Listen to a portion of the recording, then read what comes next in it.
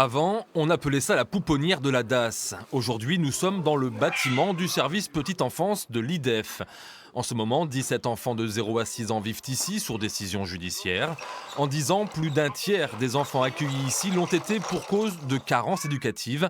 20% à la suite de maltraitance physique, d'autres sont nés sous X. La durée médiane de séjour pour ces jeunes enfants est ici de 6 mois. Au fil des ans, l'évolution tend vers un assouplissement de la séparation enfant-parent. On a davantage pris en compte les logiques contradictoires qu'il y a entre la nécessité de protéger l'enfant à un instant T dans certaines situations, et puis les évolutions législatives ont porté l'éclairage aussi sur le fait que comment protéger l'enfant tout en prenant en compte aussi la souffrance pour les parents. En clair, chaque situation familiale étant particulière, mieux vaut donc fonctionner au cas par cas plutôt que de façon systématique. Même philosophie dans cet établissement Châtel-Rodet de l'IDEF qui héberge 3 familles et accompagne 3 autres tout près d'ici.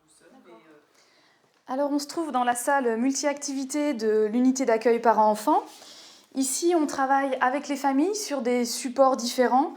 La qualité du lien avec leur enfant par le biais des jeux, des activités ou des entretiens familiaux pour aller parler de leur histoire et de la manière dont elles se sentent parents. Au service petite enfance, les enfants sont placés par décision du juge la plupart du temps.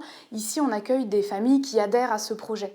Alors, elles nous sont orientées par les services sociaux du département ou d'autres partenaires et on travaille avec elles la nécessité qu'il y a d'aller rendre le lien à leur enfant de manière plus qualitative. En 2017, 50 millions d'euros ont été consacrés à la protection de l'enfance dans la Vienne, soit 18 millions de plus qu'il y a 10 ans.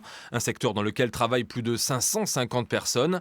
4 semaines après le drame de Poitiers qui a coûté la vie à une éducatrice, tous les acteurs sociaux vont se réunir, histoire de faire le point et de chercher une fois encore les meilleures façons d'améliorer la protection de l'enfance.